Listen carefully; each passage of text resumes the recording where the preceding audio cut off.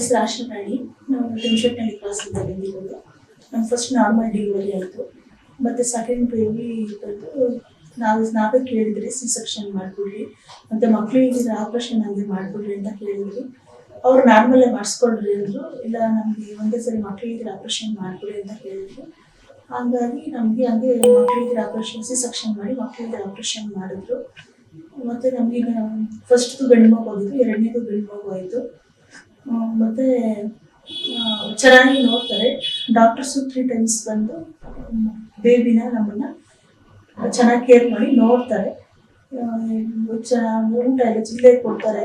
ಕ್ಯಾಂಟೀನ್ಗೆ tea coffee ಊಟ ಏನಿರೋದು ಅಲ್ಲಿ ಇಲ್ಲೇ ಕೊಡ್ತಾರೆ. ಡಾಕ್ಟರ್ಸು ತುಂಬ ಚೆನ್ನಾಗಿ ನೋಡ್ತಾರೆ, ತುಂಬ ಚೆನ್ನಾಗಿ ಕೇರ್ ಮಾಡ್ತಾರೆ. ನಮ್ಗೆ ನಾರ್ಮಲ್ ಬೇಕು ನಾರ್ಮಲ್ ಮಾಡ್ಕೊಡ್ತಾರೆ, ಇಲ್ಲ ಸಿ ಸೆಕ್ಷನ್ ಬೇಕು ಸಿ ಸೆಕ್ಷನ್ ಮಾಡ್ಕೊಡ್ತಾರೆ. ರೂಮ್ಸ್ ಎಲ್ಲ ಚೆನ್ನಾಗಿದೆ ಇಲ್ಲಿ.